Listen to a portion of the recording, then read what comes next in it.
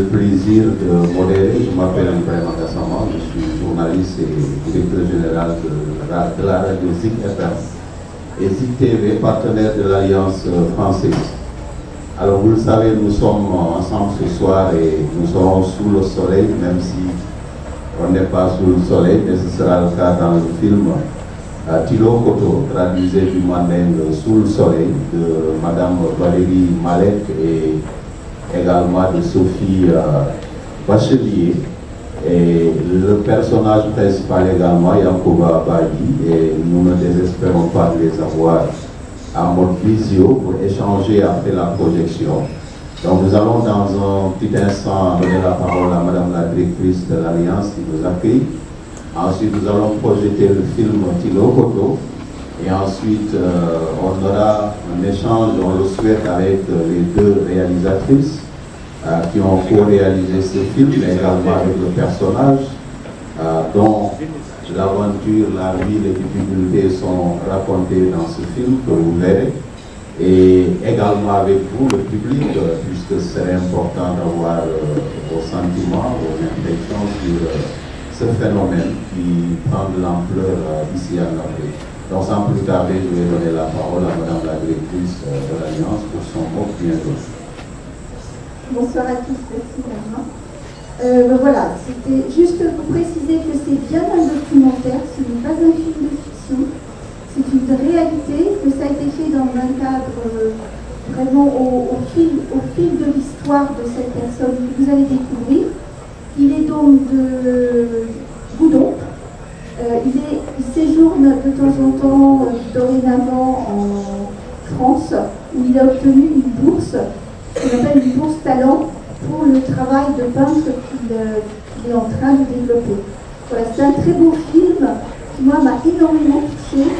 J'espère que vous aurez aussi cette émotion forte et qui pourra aussi permettre voilà, de laisser explorer au fond de vous et de pouvoir développer des questions auxquelles, effectivement, si on y arrive, on essaiera de répondre.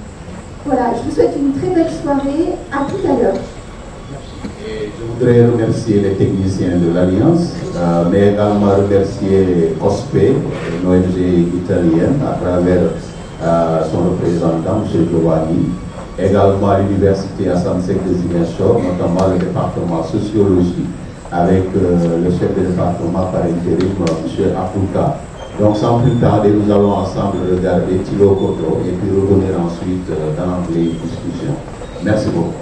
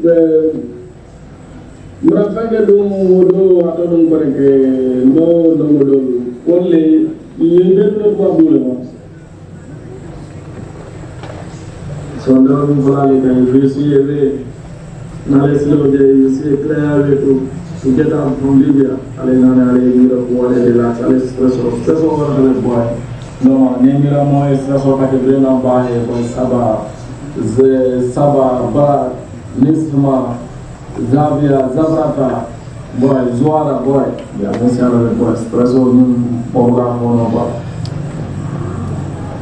this time again, like you cannot go from, you go back home, you know. If you cannot go back home, you change the destination, you just look at a place that you know must be good, you know.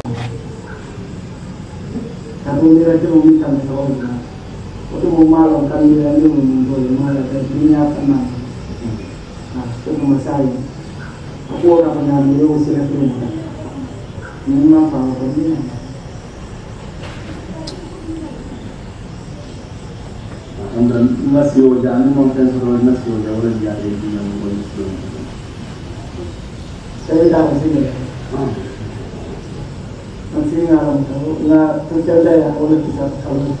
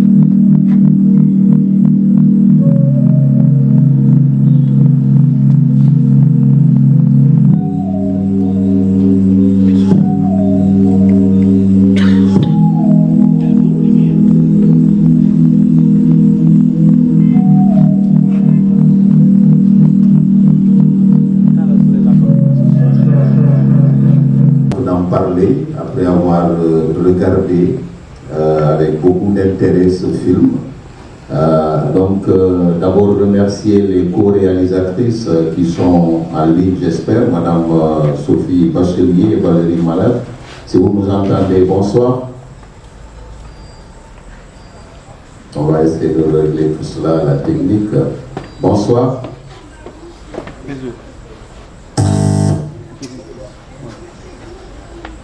Et oui, on vous voit, mais on ne vous entend pas. Bonjour.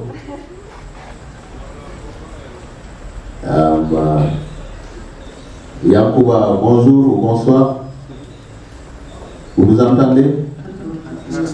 Bon, on est en train de régler tout cela. En tout cas, c'est... Oui, c'est moi qui m'occupe de la technique. Le jeune garçon s'occupe de la technique et le vieux monsieur, moi, je présente, je modère la séance de ciné. Voilà, donc on vient de regarder... Alors, on vient de regarder avec un grand intérêt ce film que vous avez co-réalisé, Tilo Koto, qui retrace un peu les Duquesnes, mais Casamançais qui tentent cette aventure. Alors la première question, puisqu'il y a également le public qui après vous posera des questions, mais moi j'ai envie de savoir comment évolue cette rencontre, comment est né en fait ce film, dans quel contexte? Ok, alors il y a deux choses, il y a deux étapes. Il y a l'idée du film et la rencontre avec Yacouba. Vous m'entendez bien? Oui, je vous entends. Très bien. Donc, quand nous avons rencontré Yacouba, il était donc en Tunisie. Nous n'avons pas tout d'abord choisi Yacouba, nous avons rencontré beaucoup de personnes. Mais je crois que dès qu'on a rencontré Yacouba, on a su qu'on pourrait véritablement faire un film à travers son histoire, en sachant que cette histoire, son histoire à lui, ressemblait à celle de ses camarades. Alors pourquoi spécialement Yacouba et pas les autres? Qu'est-ce qui vous a convaincu à centrer le film sur le personnage de Yacouba? La force de Yacouba. Il était déjà très charismatique et il était capable de raconter son histoire parce que c'était quand même très difficile de parler. Et il fallait beaucoup de temps pour établir une relation de confiance.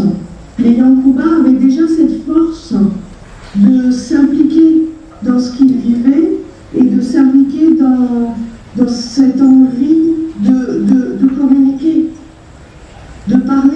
cette histoire qu'il avait vécue. Et ça nous a profondément touchés.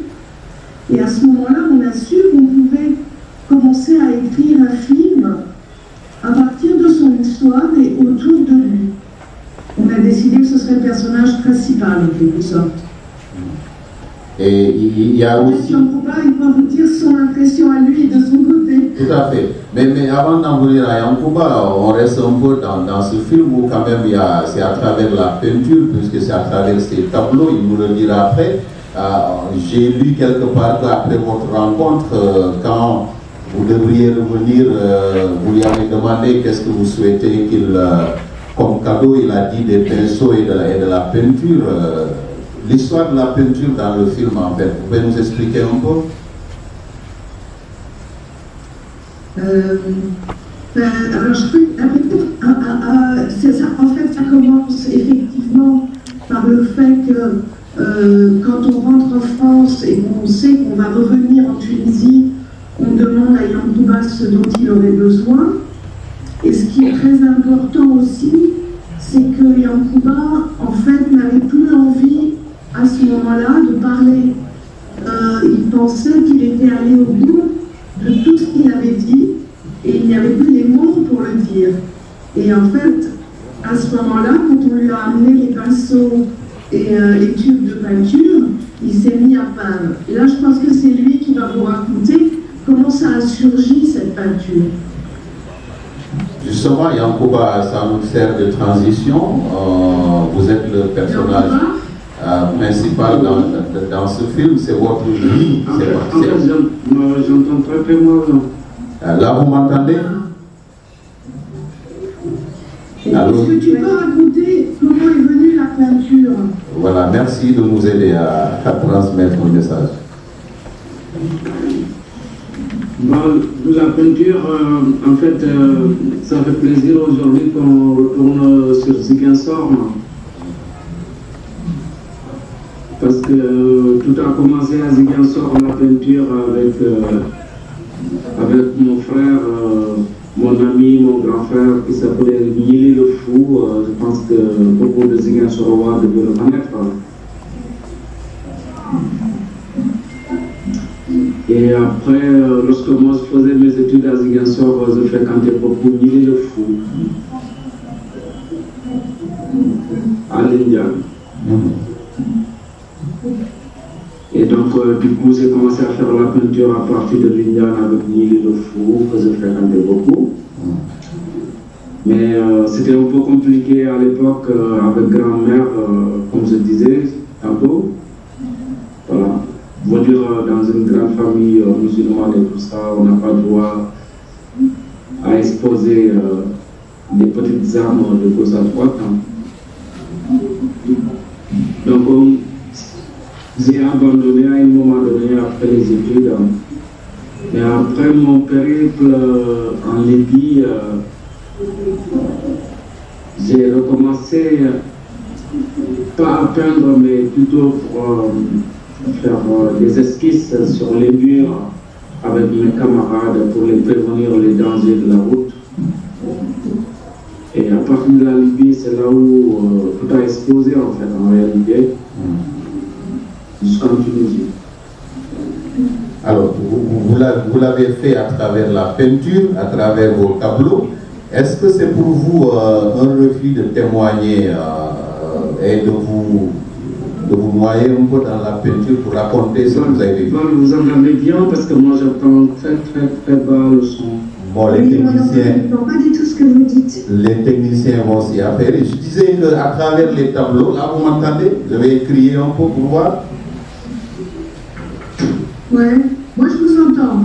Voilà, je lui demandais en fait, est-ce que le fait de s'exprimer à travers ces tableaux traduit cette volonté de ne pas témoigner?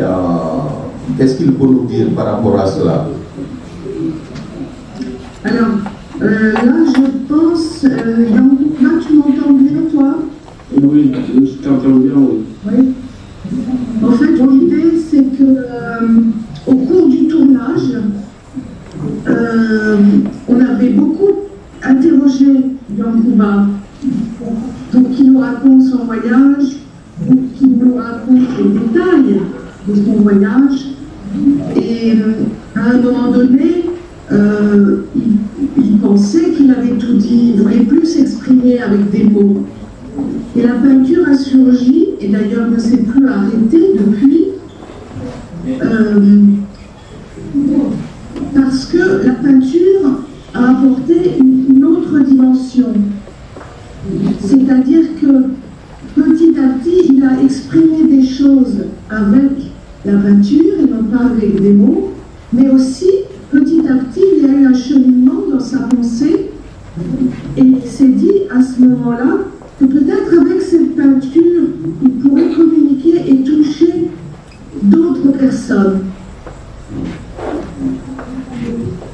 Alors, ça, c'est ce que je veux voir.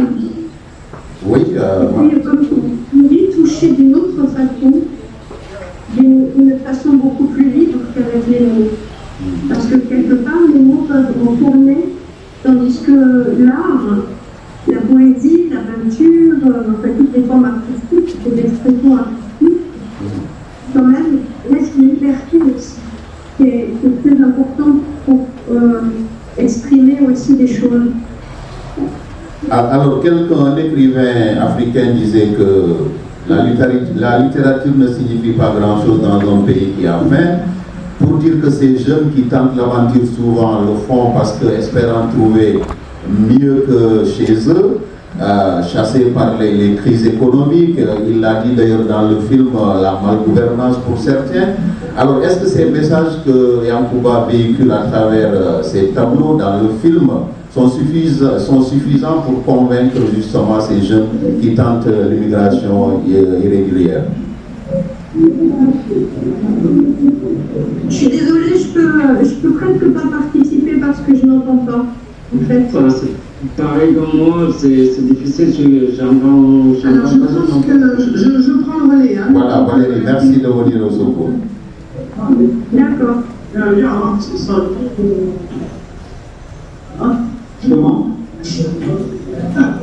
La technique, vous pouvez nous aider à... L'idée première, oui. Je pense, pour Yankuba, dans ses peintures, c'est de faire passer le message que la route qui mène à la Libye est une route extrêmement dangereuse et que donc il a voulu prévenir la jeunesse de ces dangers qu'il considère lui comme des réalités qui ne sont pas suffisamment dites, des réalités qu'il pensait à l'époque que la jeunesse n'était pas au courant puisque lui-même l'avait vécu comme ça. Comme il dit dans le film, si j'avais su ce qui se passait en Libye, jamais je ne me serais retrouvé dans ce pays.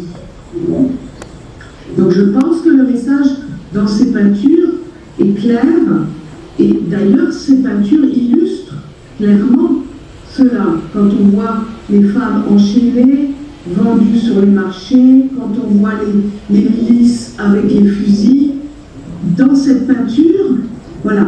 Après, il y a aussi des peintures qui sont plus abstraites et plus émotionnelles et qui peuvent aussi, comme disait Sophie, toucher d'une autre façon. Et je pense que c'était vraiment, dès le départ, son message. Alors, on aimerait bien entendre Yankuba. Yankuba, est-ce que vous pouvez faire l'effort de nous écouter et de répondre? On serait intéressé par votre récit vous-même. Vous m'entendez maintenant, Yankuba? Pas tellement, mais ouais, je vais faire l'effort comme vous le dites tout à l'heure. Voilà, merci. Alors expliquez-nous pourquoi, parce que quelque part vous en voulez même aux médias africains, selon vous, qui n'ont pas suffisamment relayé les difficultés. Est-ce que c'est à cause de tout cela que vous avez choisi la peinture?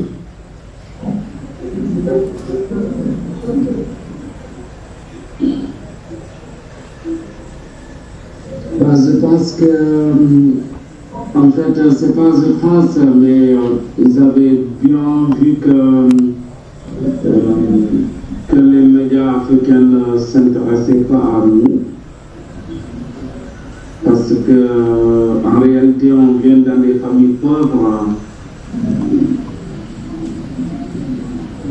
Sinon, notre bateau, il était un bateau exceptionnel parmi d'autres bateaux qu'on entend dire ouais, j'ai quitté la Libye 24 heures, je me suis retrouvé dans un bateau de secours, peut-être avec SOS Méditerranée. Mais nous, notre bateau, ce n'était pas le cas. Notre bateau, on a passé 4 jours dans la Méditerranée, 3 jours de voyage sans carburant, il n'y a pas d'essence, il n'y a plus d'essence parce que ce jour-là, c'était un jour exceptionnel aussi, parce que c'était le jour que l'Union européenne avait décidé de retirer tous les bateaux de secours dans la Méditerranée. C'était le 23 mai, si je me souviens bien, l'Union européenne avait décidé de retirer tous les bateaux de secours dans la Méditerranée. Du 23 au 27 jusqu'au 28, nous, on était dans la Méditerranée. Et après que on a eu la chance de voir croiser des pêcheurs espagnols, oui, qui nous ont dit, qui nous ont vus de loin quand même, parce qu'on a passé 3 jours sans essence, ni à boire, ni à manger, ni rien. Voilà. On faisait toutes nos cautions dans le bateau. Si tu as envie de faire pipi, tu le fais dans le bateau. Si tu as envie d'aller dans le petit coin, tu le fais dans le bateau. Voilà, il n'y avait pas d'eau, il n'y avait rien pendant 4 jours. Et donc, du coup, lorsqu'on avait croisé ces pêcheurs, ils nous ont dit on va vous appeler SOS Méditerranée. Mais finalement, nous sommes retrouvés en Tunisie. Ah, moi, j'entends plus personne.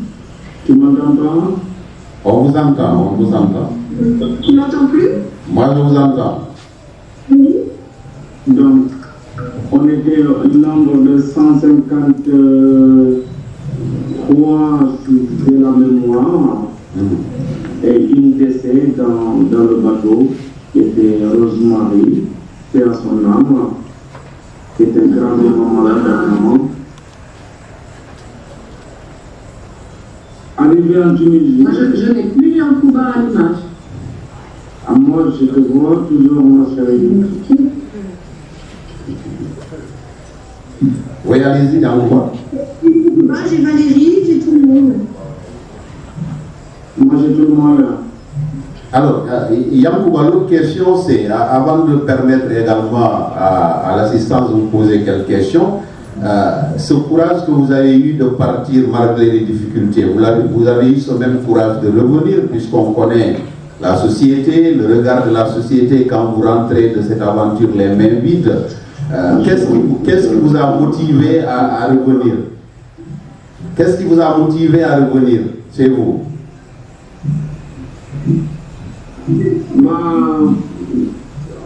Je suis convaincu qu'avant tout, je suis africain. Malgré toutes les difficultés ou la faillite de nos États, je resterai africain. Même si ce soir je suis à Paris, mais j'étais convaincu que moi je suis africain. Et la guerre de la Casamance aussi a fait aussi que, tu sais, moi je suis sénégalais, un Sénégalais qui ne connaît pas le Sénégal, parce que je n'ai pas beaucoup vécu au Sénégal. Moi. Vous étiez en Gambie? Moi je suis plutôt gambien que sénégalais. D'accord. Mais je suis né dans un petit village qui est à 50 km qui s'appelle Boudan.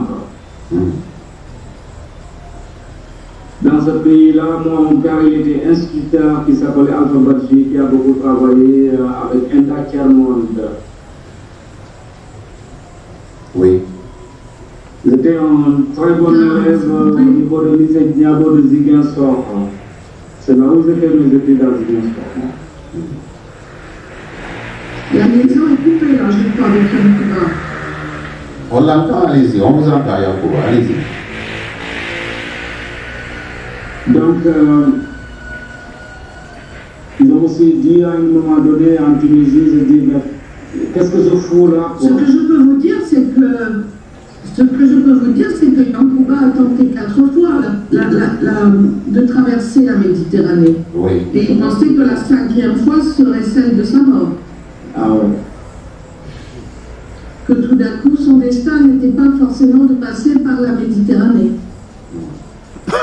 Mais Yankouba, vous dites vous-même que vous étiez un très bon élève au lycée d'Ignabo. Pourquoi vous n'avez pas poursuivi? Très mal. Je demande pourquoi vous n'avez pas poursuivi vos études quand vous dites vous-même que vous étiez un bon élève. Pourquoi vous n'avez pas poursuivi vos études? Ah oui. Parce qu'on était à l'abandon en plein. Et je crois qu'à la mort de son père, il ne pouvait pas poursuivre ses études. Il était l'aîné et il est devenu, comme on dit chez nous, le soutien de famille. C'est ses frères qui font des études. Non, mais pas que ça. Dans un pays normal, l'État devait prendre ses responsabilités de pouvoir soutenir des bons élèves dans des écoles. Non, ça ne marche pas. Je vais essayer de le joindre par téléphone. Non, ça marche, on l'entend. Allez-y, Yankouba. Je disais bien, dans un pays normal, je pense que l'État a le droit de prendre en charge des élèves, des enfants, parce que le droit à l'éducation devait être gratuit. Mais c'est dommage, chez nous, c'est le contraire. Ça s'améliore, hein, il y a des changements entre-temps. Non, mon grand frère, j'ai fait 6 mois en Afrique cette année. Cette année, là où je te parle, j'ai fait 6 mois en Afrique. J'étais à Boulogne pendant 6 mois. Oui. Cette année. Mais ça dégrade. Mais l'école publique est abandonnée complètement par l'État.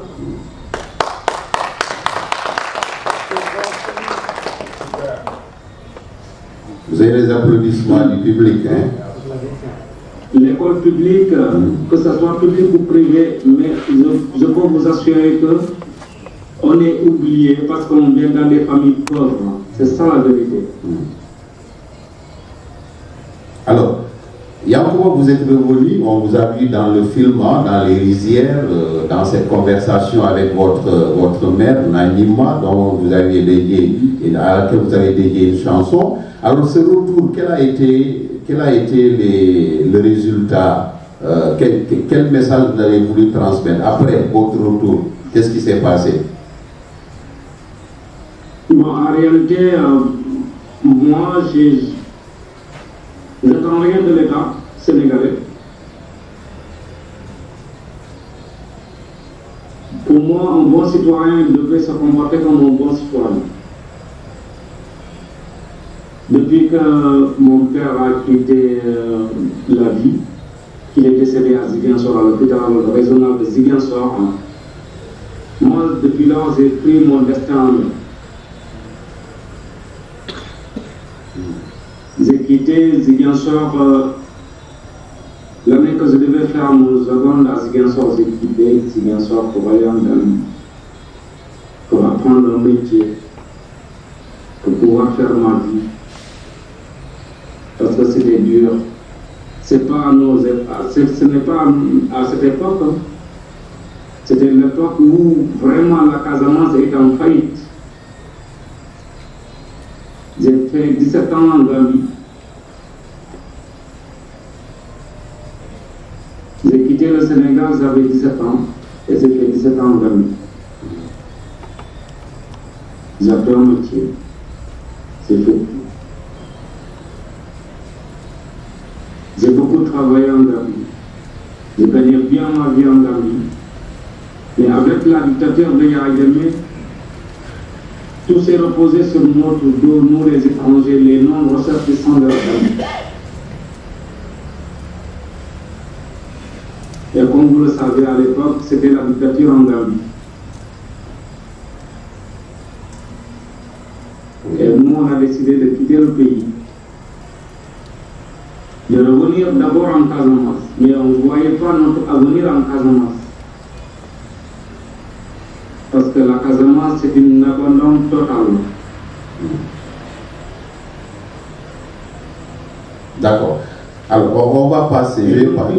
Oui. On a décidé de prendre la route. Mais avant de prendre la route, pour être clair avec vous, on a fait 17 pays en Afrique. Et tous ces 17 pays en Afrique, like Englishman said, everything is the same. Partout c'est la même chose. Tout est pareil. Si tu regardes un peu le rétroviseur, tu vois les mêmes choses. C'est quand est-ce qu'on aura le courage de rester en Afrique pour faire notre vie en Afrique? Non, c'était pas là. Il fallait prendre la route pour aller en Libye. C'était pas la bonne solution non plus. Mais après, on a eu le courage de revenir chez nous pour vous dire. Pour dire que non, ça ne peut plus continuer comme ça. Parce que ce que j'ai vécu en Libye ou dans le Maghreb, c'est que j'ai vu moi. C'est pourquoi que mon frère africain, mon master africain, ou ma nièce africaine puissent vécu les mêmes sorts. Parce que les journalistes africains, voilà ce qui les intéresse. Aller à New York, filmer des soirées pour ne pas citer de nom ou de faire de la promotion à quiconque, par exemple une soirée de Youssou N'Dour, une soirée de Wally Seck ou à Bercy à Paris, c'est ça qui les intéresse, mais pas moi. Moi et mes frères qui sont dans des camps de réfugiés à Médine, à Tunisie, ou les jeunes qui sont au Maroc pour pouvoir affronter, c'est pas ça le problème. Bon, ça peut-être, vous le dites. Cette courage-là m'a donné le courage. Cette injustice m'a donné le courage de revenir chez moi pour pouvoir sillonner des villages qui ont été endeuillés par cet événement de cette fuite migratoire. On était à Koumaïa. On était à Bakondi. On était à Malikounda. C'est pour informer la jeunesse. Et on était même à Goudan. Malgré on n'a pas fait une projection à Goudan, mais on était à Goudan pour dire aux jeunes, écoutez, c'est pas ça la solution. Parce que moi qui vous parle là, ce soir, je n'ai pas pu traverser la Méditerranée pour venir en France. Je suis venu en France par une voie légale.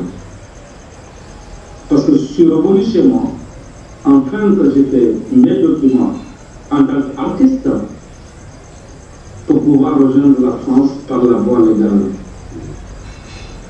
Donc là, c'est un... Aujourd'hui, oui. Nous ne sommes pas là non plus pour dire aux jeunes, bah, prenez la Méditerranée, venez, tout va nickel. Non, même en France, moi je vois bien. Je fais partie des associations ici en France. On aille sous les ponts pour pouvoir aider nos frères africains. Pour qu'ils puissent avoir là où dormir. Le problème, ce n'est pas l'immigration. Le problème, il faut que nos papas, par exemple, notre président de la République, Monsieur Macky Sall, entend notre cri qu'on souffre. Il faut qu'il vienne en aide. Il faut qu'il nous aide. Parce que c'est lui qui est notre papa. C'est le papa de tous les Sénégalais et des Sénégalaises. Je ne dirais pas d'autres pays que je connais moi. J'ai fait 17 pays en Afrique. D'accord. D'autres pays, là-bas, c'est... Voilà. Yankouba rester en ligne, on va prendre quelques interventions. Alors je rappelle que nous sommes à l'Alliance française. Je vais peut-être appeler M.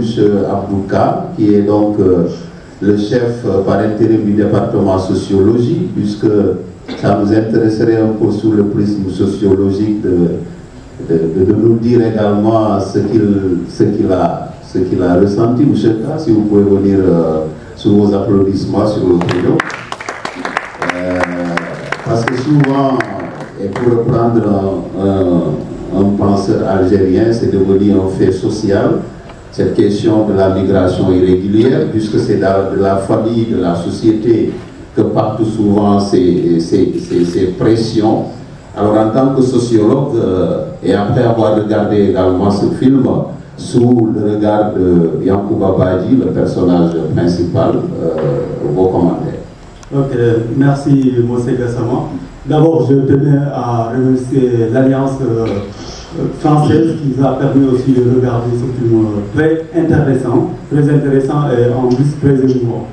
Et je voudrais aussi remercier les réalisatrices et aussi Moussé Yankouba qui nous a aussi fait part de son expérience. Et malheureusement aussi, on a au département de sociologie deux grands spécialistes de la migration, en l'occurrence Doudou Gueye et Abdoulaye Ngom. Moi, je suis anthropologue spécialisé sur les questions alimentaires. Mais ce que je tenais à dire, c'est que prochainement, il faut qu'on organise au moins pour mobiliser les étudiants en licence 3 qui veulent travailler sur ces questions. Parce que ce film documentaire peut inspirer les étudiants sur le choix de leur sujet. Par exemple, les rapports de genre qu'on a vu. Comment les femmes en aventure sont traitées par leurs propres compatriotes et par aussi les populations d'accueil. Pour moi, c'est un sujet qui est intéressant. L'histoire de Rosemary m'a vraiment ému quand j'ai entendu que le Nigérian était en train de raconter l'histoire de cette dame-là. Donc, je vous félicite et je suis très content d'être là parmi vous. Merci beaucoup. S'il y avait un message à l'endroit de Yankouba, dont vous avez regardé un peu le vécu. Ok. Moi, je comprends aussi Yankouba. Au début, bon, je me dis que peut-être il était frustré, il est parti en Gambie, il a visité 17 pays et il n'était pas content aussi de tout ce qu'il a vu dans ces pays. Mais disons que l'avenir des Africains, c'est en Afrique. Il y a des choses qui ne vont pas bien, mais aussi il y a des choses, on peut dire qu'il y a du mieux aussi. Donc n'abandonnons pas notre Afrique. Il faut qu'il continue à sensibiliser les gens à rester ici et aussi de dénoncer ces biens. Parce qu'en parle de la sociologie, c'est la subversion. Tout ce qui ne va pas, il faut le dire aussi pour que moins les décideurs puissent aussi être au courant de ça et de changer leur politique. Il a lancé un cri de cœur aux autorités sénégalaises particulièrement, puisqu'il a parlé de Macky Sall. Face à cette question, on a entendu en tout cas l'État parler de beaucoup de solutions, de résilience, le programme Khaymoulaoui. Est-ce que vous pensez qu'aujourd'hui tous ces projets, programmes peuvent convaincre ces jeunes à rester chez eux et à réussir ici chez eux? Bon, pour moi, l'État est en train de faire son devoir. Même si c'est insuffisant, l'État est en train de travailler. Mais lui, en tant qu'artiste, moi, je comprends son cri de cœur. Il faut dénoncer ce qui ne va pas. Il faut aussi avoir le courage de dire qu'il y a quelque chose qui marche. Et comme je ne suis pas politique, je suis chercheur, je suis enseignant, je ne suis pas très à l'aise aussi de parler. Vous serez à l'aise dans la société, puisque je l'ai dit, c'est dans la famille, souvent le regard de la société. On a vu ces téléfilms à travers les télévisions sénégalaises qui faisaient la promotion de ces jeunes qui allaient en Europe, qui revenaient construire, pendant que d'autres étaient là, et que donc il y a ce regard de la société qui pousse beaucoup à prendre la main. Qu'est-ce que vous en pensez en tant que sociologue et comment y remédier? Vous avez entendu? J'ai entendu. Ok, de toute façon, il y a ce rêve-là, tout le monde le savent. Et les gens aussi qui reviennent, qui ne disent pas la réalité. Ça aussi, ça crée aussi un mythe. Il y a des gens qui vont en Europe. Moi, j'ai pas mal voyagé dans les pays scandinaves, en France, ainsi de suite.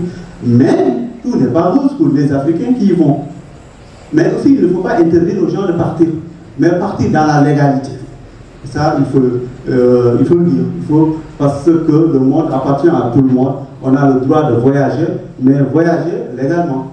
Merci beaucoup à M. Ka. Je rappelle que vous êtes le chef du département. Alors, pour un peu à la décharge de l'Alliance, on avait prévu une première séance où tous ces acteurs que vous avez cités étaient prévus. Malheureusement, avec le contexte d'insécurité au Sénégal, les rassemblements étaient interdits à cette date-là et donc l'Alliance n'a pas pu trouver une autre date et c'est aujourd'hui que cela a été possible. Donc pour vous expliquer un peu que toutes les dispositions avaient été prises pour justement permettre à tous de bénéficier avec la présence même des réalisatrices. Malheureusement, cette situation est venue tout chambouler.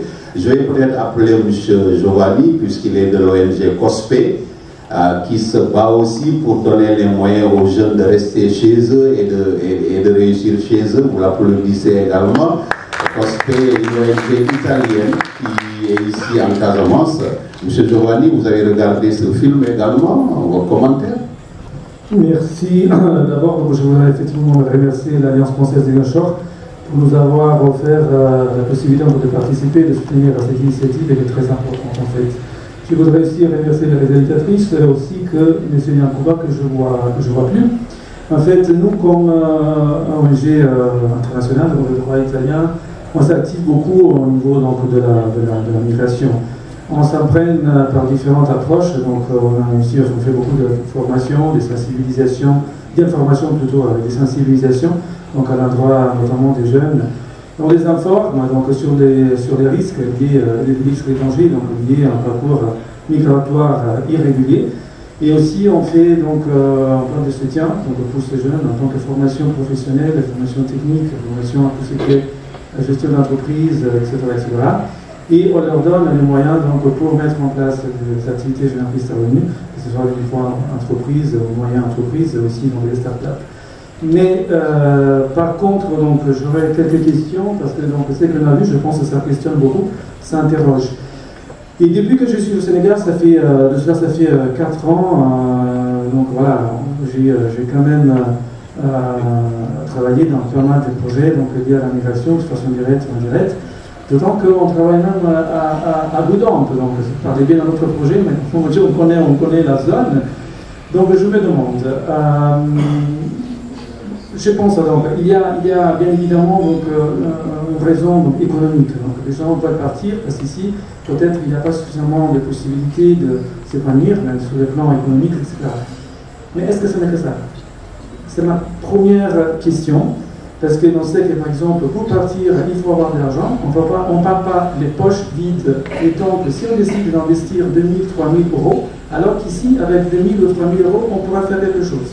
Donc nous, par exemple, en tant qu'ONG, on n'arrive pas à financer les jeunes à hauteur de 2 000, 3 000 euros. Même après ça, on voit qu'avec même des sommes qui sont plus petites que ça, on arrive à développer quelque chose. Donc ça, c'est la première question. La deuxième question, est-ce que le choix de partir à tout prix, surtout, donc de façon irrégulière, est-ce que ça vient que de la personne ou il y a aussi quelque part quelqu'un qui pousse ces gens à partir, que ce soit la famille, que ce soit la communauté ou que ce soit je ne sais pas quoi. Dans un milieu où on ne fait rien, ce n'a pas la bénédiction de quelqu'un, ce n'a pas, je sais pas, interpellé un leader, que ce soit religieux, que ce soit traditionnel. Ça, c'est ma deuxième question ou quand même un point de réflexion. Troisièmement, je pense aussi donc, que cette responsabilité, c'est à partager. Donc, des gens partent, peut-être. C'est aussi une sorte de rite de passage. Peut-être. C'est devenu ça. Donc, pour prouver à sa communauté, à sa famille, à sa petite copine, ou je ne sais pas à qui, sa valeur. Est-ce que le fait d'entreprendre un parcours migratoire qui soit régulier ou irrégulier, c'est-à-dire aller en Europe ou aller en Occident, est-ce que ce n'est pas devenu quelque chose vraiment pour montrer notre valeur en tant que jeunes? Ça, c'est aussi quelque chose qui peut-être, ça pourrait aider à tout décortiquer donc, dans le plan donc, de la raison qui pousse les gens à partir. Et je voudrais aussi dire que la responsabilité, c'est aussi au niveau de l'Occident. Je le dis tranquillement. Alors, il y a déjà Yacouba qui a dit qu'à un moment donné, l'Union européenne a dit plus de bateaux qui font des secours en mer. Mais ça, c'est quelle conduite?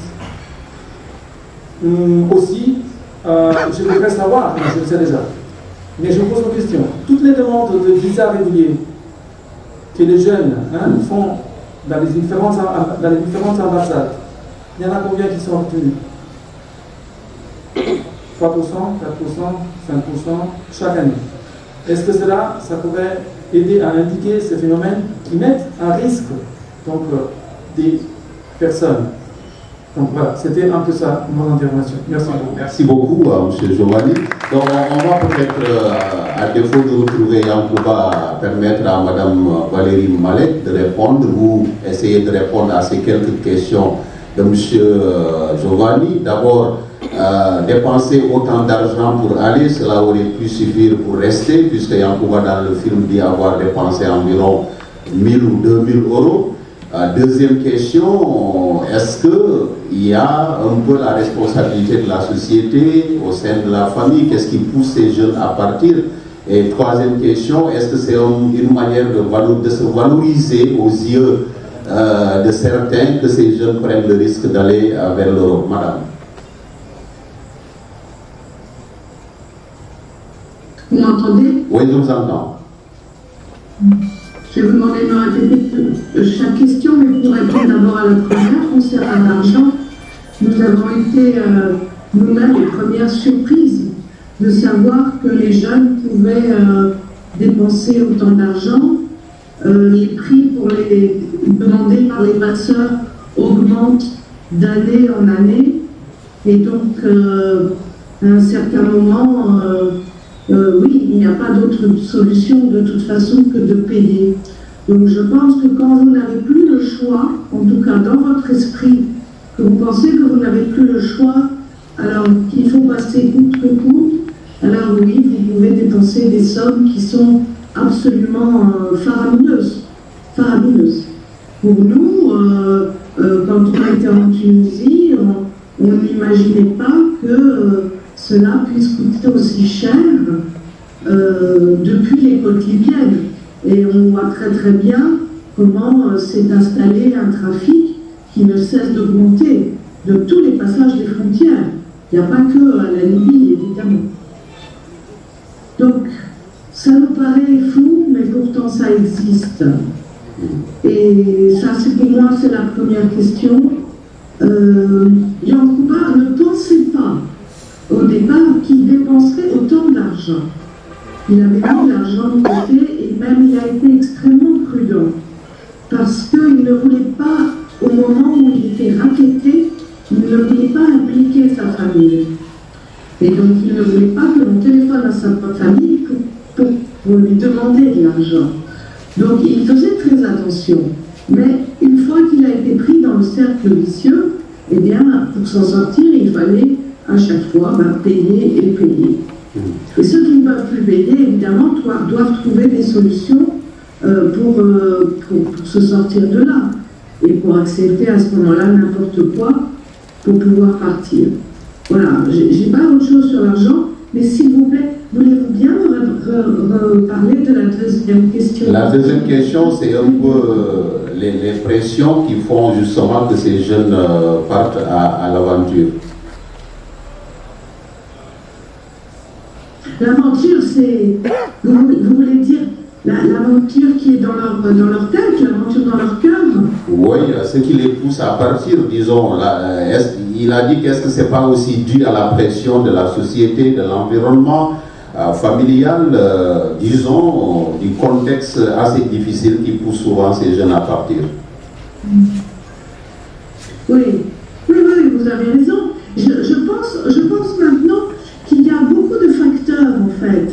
Il y a évidemment le fait de fuir la misère, par exemple, le fait d'avoir des pressions familiales, tous les problèmes économiques ou sociaux et politiques que l'on peut rencontrer qui vous poussent à quitter votre pays. Mais je crois aussi que la globalisation, l'Internet, tout ça joue parce qu'aujourd'hui, mais comme nous tous, nous pouvions aussi l'être auparavant, l'oiseau doit quitter son nid. L'oiseau a envie de découvrir le monde. Et ça, c'est un sentiment que tout jeune a en lui. Alors, quand j'étais en Tunisie, j'avais l'impression dans cette épopée tragique que j'avais affaire à des jeunes hommes et des jeunes femmes très courageux qui étaient comme des Ulysses. Des gens qui avaient besoin d'aller voir ailleurs ce qui se passe. Et peut-être aussi qu'aujourd'hui, avec la globalisation, on a encore plus envie de connaître ces autres pays, ces autres cultures. Et aussi, c'est une forme de rêve et d'Eldorado. Et comme disait le monsieur auparavant, ce qui est terrible, c'est qu'en fait, on a tous le droit de voyager, n'est-ce pas? Alors, l'autre question, c'est la responsabilité de l'Occident, puisqu'il a rappelé dans le film cette décision de l'Union européenne de retirer les bateaux. Yankouba l'a rappelé, mais surtout l'obtention du visa qui est très difficile. Sur beaucoup qui déposent, il n'y a que peu qui ont le visa également, et il a posé cette question. Votre réponse? Oui, alors pour le visa dans les pays de départ, effectivement c'est vraiment très compliqué, puisque j'ai cru donc comprendre qu'on fait la demande de visa et on paye pour cette demande de visa, et sinon on l'obtient de la somme que l'on a donnée pour pouvoir faire cette demande. Donc déjà, c'est un peu spécial. Pour la responsabilité de l'Occident, et plus particulièrement de l'Europe, puisqu'il s'agit en fait, ces camps qui ont été établis en Libye sont le résultat de ce qu'on appelle la politique d'externalisation des frontières. On ne règle pas nos problèmes, on va demander à des pays de les régler à notre place, n'est-ce pas? Alors, je pense, oui. Voilà. Est-ce qu'il y en a qui souhaiteraient poser des questions? Ils peuvent se rapprocher ici et communiquer directement, s'il y en a dans la salle. Sinon, moi, avant d'accueillir quelqu'un d'autre, vous mettez l'accent sur les souffrances de ces jeunes candidats à la migration irrégulière, mais les conditions de détention dans ces prisons, on a vu ce qui s'est passé en Libye, ces tortures que subissent. Qu'est-ce que vous faites également? Est-ce qu'il y a des projets pour dénoncer justement ces situations dans certains pays comme la Libye et la Tunisie, où les migrants sont soumis à des conditions extrêmement difficiles? Non, je ne pense pas. Je pense qu'aujourd'hui, on est beaucoup plus au courant de ce qui se passe, encore que, mais en tout cas, quand on veut être tenu au courant, on peut l'être, parce qu'il y a quand même beaucoup de journalistes qui ont quand même raconté, témoigné de ce qui se passait dans les camps de rétention en Libye. Mais maintenant, on ne peut pas dire non plus que nous, chez nous, les médias en parlent régulièrement. Je ne vois jamais ça à la télévision, et ce n'est pas un sujet qui fait l'actualité. Je sais que l'actualité est actuellement très brûlante avec la guerre en Ukraine, mais il n'empêche que ce sujet des frontières et de toute cette jeunesse qui souffre ou qui meurt, tout simplement, devrait être quand même abordé beaucoup plus souvent sur les plateaux télévisés et dans d'autres médias. Et je trouve qu'effectivement, le problème n'est pas clairement abordé et certainement pas d'une manière citoyenne. C'est-à-dire qu'on n'a pas assez de débats, on ne communique pas assez avec la population pour faire comprendre ce qui se passe. Puisque chez nous, en France, ce que l'on essaie quand même de faire dans les associations, par exemple, c'est bien de faire comprendre au public, aux gens, ce que ces jeunes ont aussi vécu, ce par quoi ils sont passés, pour mieux comprendre la situation et pour mieux les accepter aussi. Voilà. En fait, ici en Europe, on a le sentiment, en tout cas en France, on a le sentiment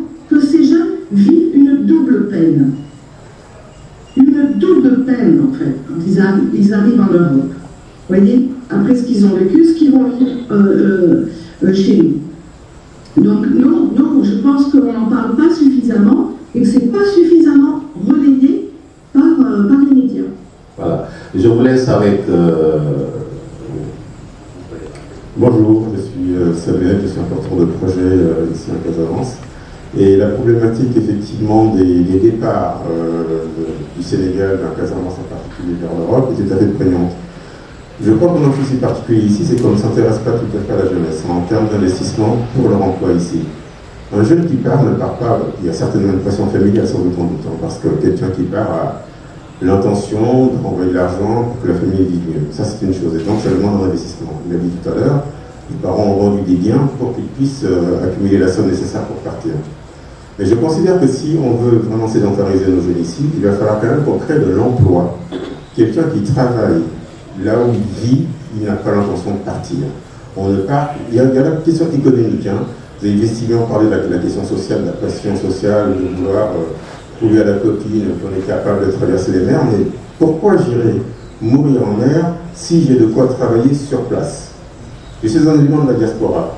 Vous n'avez pas idée des difficultés qu'on peut avoir pour implanter ici un modèle économique qui crée de l'emploi. Je suis dans cette dynamique-là, mais c'est une tuerie. 2 mois de présence ici, je ne parle pas des précédents voyages, mais c'est d'une complexité inouïe.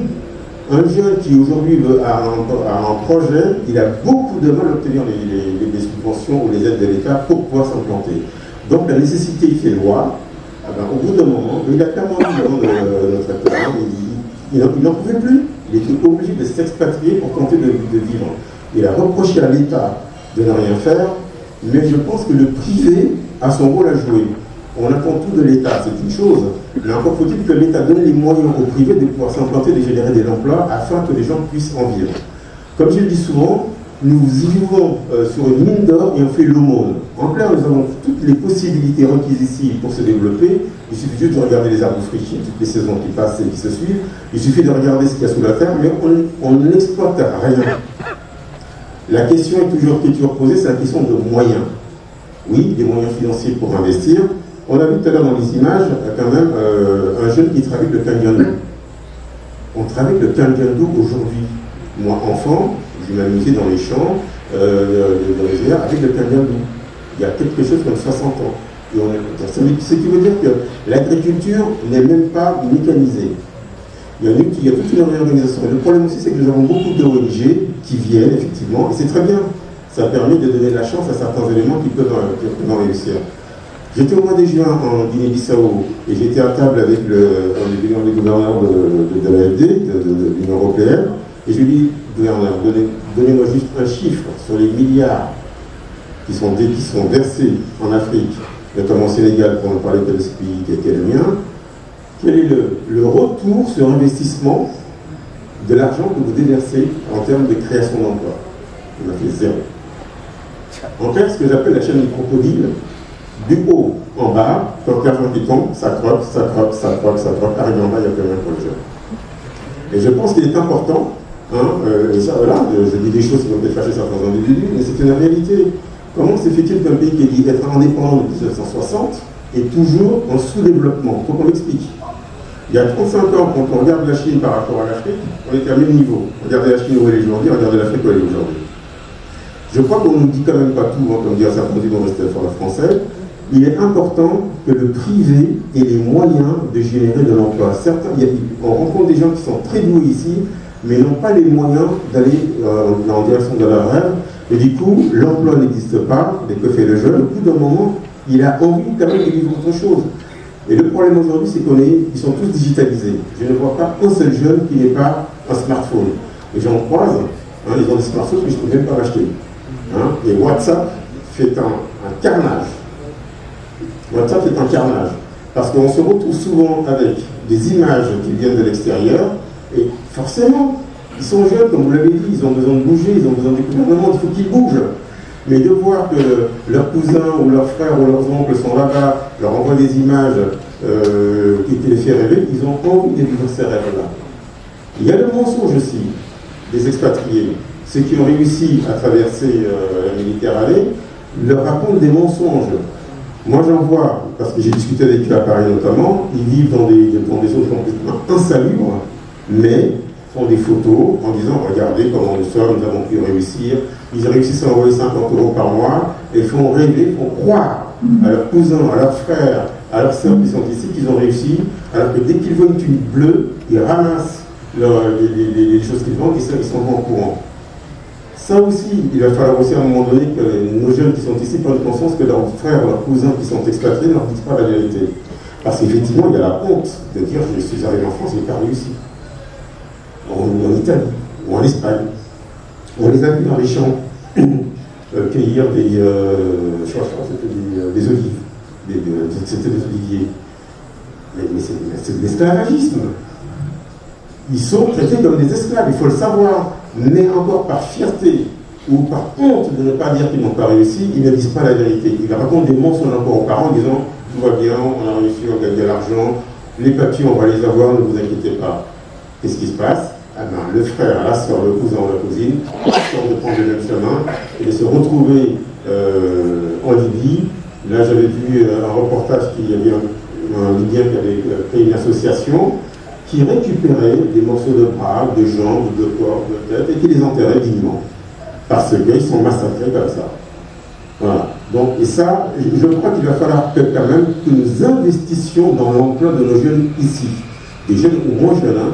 Comme je l'ai dit dans différents entretiens que j'ai eus, la femme porte l'économie locale. Hein, je me présente en disant que nous autres les hommes, on est sous les palmiers à boire des batailles toute la journée et on regarde nos femmes à travailler sur son plan d'homme. Et le problème, c'est que nous sommes tous dans l'informel. Il va falloir à un moment donné en sortir aussi. Parce que l'informel n'a jamais développé un pays. Quand c'est le pays occidental qui est développé, dans lequel l'informel a une part prépondérante dans l'économie. Il n'y en a pas. Et le Sénégal pousse au travers de l'informel. Il faut arrêter d'appauvrir nos populations et surtout de croire que l'individu qui vient de l'extérieur, je parle des Indiens, je parle des Chinois, qui viennent truster le marché local, est appauvri, si on parle de l'anacarde, si on parle de l'anacarde qui est un produit à forte valeur ajoutée, chaque kilo d'anacarde, chaque tonne d'anacarde qui est vendue brute, c'est des emplois qui partent, c'est l'économie qui s'appauvrit. Et ça, on n'a pas encore compris qu'il va falloir financer les locaux afin qu'ils puissent produire et la chaîne de valeur va générer de l'emploi. Et c'est là qu'on faute, c'est là qu'on fait des âneries et on continue encore à faire croire aux jeunes qu'ils peuvent toujours légalement partir, d'accord légalement. Je veux bien que tous les jeunes aient des visas, mais ils vont trouver de l'emploi dans les pays où ils vont, parce qu'on parle quand même de chômage, hein, on ne faut pas l'oublier. Donc quelqu'un qui n'est pas diplômé, qui a juste un visa et qui vient travailler, il va faire quoi? Donc je crois quand même que l'Afrique, ici même en Casamance, on a des richesses dont on n'a même pas idée. Donc on ne fait rien pour les développer. L'agriculture, le Sénégal est un pays agricole. L'agriculture n'est pas développée. Et je pense qu'à travers la chaîne de valeur, l'industrialisation qui pourra être mise en place, que nos jeunes pourront rester, vivre et être heureux ici et d'arrêter de mourir en mer. J'ai des amis qui sont morts en mer. J'ai des gens qui m'ont dit, mais vous savez, vous ne voulez pas que nous venions en France parce que vous êtes jaloux. Mais de quoi? Comment est-ce que je peux être jaloux de quelqu'un qui vient réussir dans un autre pays qui est le sien? Hein? Oui, parce que d'autres même ont dit que sur les Champs-Élysées, il y avait un avion qui passait et qui versait du parfum. C'est pour ça que les Champs-Élysées sentaient bon. Non mais attendez, mais les Champs-Élysées sentent bon, mais c'est pas parce qu'un avion, vous savez qu'on coûte 100 millilitres de parfum, c'est entre 110 et 120 €. Alors imaginez les hectolitres de parfum qu'il va falloir déverser sous Paris pour que Paris sente bon. Ça coûte des milliards, non. Vous voyez? Donc il y a des mensonges qui sont perpétués et qui font rêver nos jeunes et qui s'imaginent que l'Eldorado, c'était dans les années 50-60, certes. Et nos parents pouvaient partir ici, trouver de l'emploi, pouvaient démissionner à midi, à 13h, trouver de l'emploi. Maintenant, ça c'est fini. L'avenir, c'est ici. Le travail, c'est ici. Faisons en sorte que les industries, que les entreprises donnent la possibilité aux jeunes de créer leur propre business s'ils ont les moyens. Il y a des têtes ici, hein, mais ils n'ont pas les moyens de se développer. La DER, qui doit financer l'économie des jeunes, qui ne le fait pas. Bon nombre de jeunes me disent, mais j'ai déposé des dossiers, j'ai pas été financé. Et les banques ne financent pas, les banques n'ont pas confiance en nos jeunes. Et c'est moi qui vous le dis. Je ne suis pas jeune. Donc c'est un peu compliqué d'obtenir des financements locaux. Donc on est obligé d'aller en Indonésie pour trouver des financements. C'est pas chaud. On va investir au Sénégal pour maintenir nos jeunes. Je vais en arrêter là parce qu'ils sont joués pour 3 jours encore. Merci de votre écoute. Merci beaucoup. Donc c'est possible de rester ici et de bénéficier donc de tout ce week-end. Merci à tout cas d'avoir dans cette contribution attiré l'attention sur ces tracasseries liées à l'investissement ici au Sénégal, mais également à toutes ces richesses qui ne sont pas valorisées, et la balle est dans le camp des jeunes, puisqu'on a beau indexer l'État, mais les jeunes également. Quand vous prenez l'exemple ici en Casamance, pendant qu'il pleut, je le dis souvent, ils préfèrent aller faire du kangourou, faire du jambadon ou aller jouer au navetan, alors que donc on aurait pu profiter de ces moments. Donc on va peut-être terminer par les solutions. Justement, le film a posé le débat, a ressorti les difficultés que Yankouba a vécues. Et Tilo Koto, ce n'est pas qu'un film, puisque j'ai appris également Madame Valérie Malek que ça s'est prolongé à une association à Goudomp, un centre culturel, Tilo Koto, qui est à Goudomp. Donc, quel a été l'impact justement de ce film documentaire? Alors, l'impact en France, l'impact chez nous, en Afrique. Partout, et particulièrement ici en Afrique, oui. Alors, en France, dans toutes les projections que j'ai accompagnées, il y a eu une énorme mobilisation des associations qui aident les migrants ou les réfugiés, quels qu'ils soient, ils ne viennent pas forcément d'Afrique.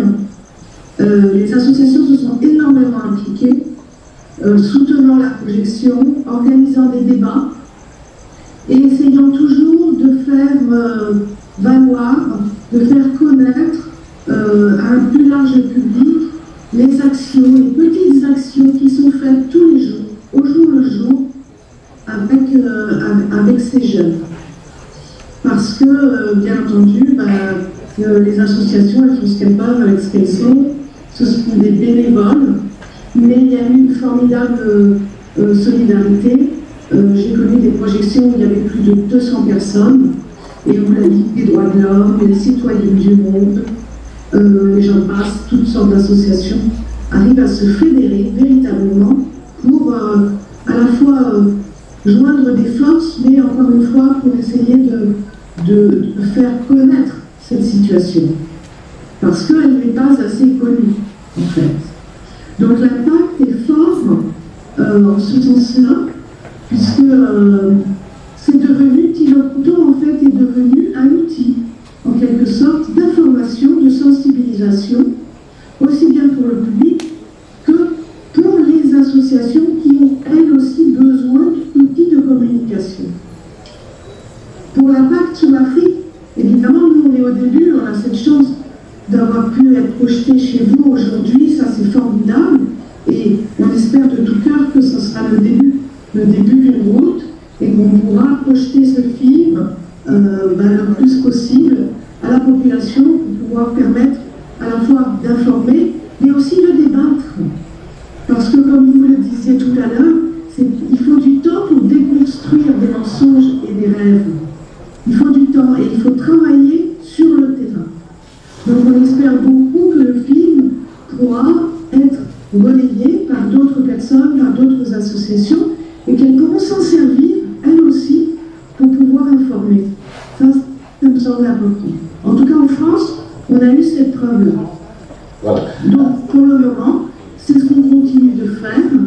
La prochaine projection aura lieu à Paris le 18 décembre, pour la journée mondiale des réfugiés. Et ce sont aussi des associations, comme une fois, qui prennent ça en main. Voilà, peut-être on va terminer cette séance en appelant Madame la directrice de l'Alliance, puisque le sociologue avait souhaité que ça se passe devant des étudiants qui s'intéressent au sujet dans leurs travaux de recherche.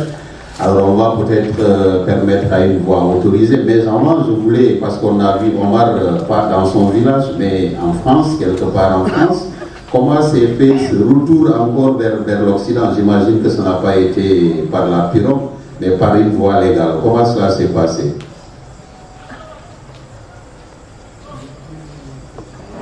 Madame? Bon, elle est partie là. directrice. Vous m'entendez? Voilà, elle est partie. En fait, je vais pouvoir y répondre. Ce qui s'est passé, c'est que Yankuba a été repéré pour ses talents de peintre et il a obtenu un visa talent par le gouvernement français qui l'autorise donc à rester en France. Yankuba devait quand même subvenir à ses besoins, donc il a très vite passé, il est passé par la case, comment on appelle ça, pour l'emploi. Et donc avec ça, il a passé un certain nombre de diplômes pour se former, pour progresser. Il a travaillé comme frigoriste, il a fait des boulots un peu compliqués, mais il a réussi à sortir. Et puis, il y a des galéristes qui sont intéressés à son travail de peintre, et il a été exposé dans beaucoup de galeries. Il commence à vendre, donc on peut dire que, mais malheureusement, il a aussi une grande souffrance au fond de lui, il a une grande souffrance psychologique, il a besoin d'un suivi, parce que c'est très dur, ça va au-delà. Donc il a trouvé effectivement un travail, il trouve un espace à peu près d'équilibre, mais il a aussi en lui quelque chose qui lui permet plus de vivre. Voilà, c'est très difficile. Et puis, il a monté, effectivement, c'était la question d'Ibrahima, il a monté avec les deux réalisatrices un projet qui s'appelle Tilokoto, qui se trouve à Goudon, et qui est une maison qui est là, qui est faite pour informer les jeunes et pour leur permettre une expression. C'est-à-dire expression autour du débat, autour d'un concert, autour... Au moins un espace où ces jeunes peuvent se rencontrer. À Goudon, visiblement, il n'y a rien du tout. Donc c'est une façon. Donc je sais que nous, l'Alliance, on a été sollicités pour pouvoir les aider au niveau du cinéma, peut-être d'autres propositions, faire des débats en visio, etc. Qui réussiraient mieux que ceux qu'on a aujourd'hui. Mais voilà, qu'est-ce qui est plus simple. Mais c'est un projet que nous, l'Alliance, on suit, parce que c'est un projet aussi qui permet d'ouvrir et qui permet de donner l'espoir. Voilà.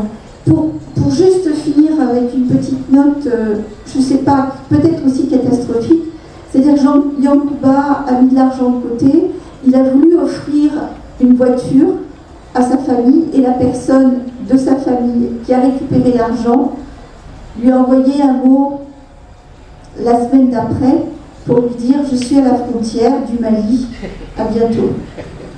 C'est assez désespérant. Voilà, c'est triste. Mais cette question de la migration, c'est quelque chose qui, je ne sais pas, ne trouve pas de réponse aujourd'hui. Voilà.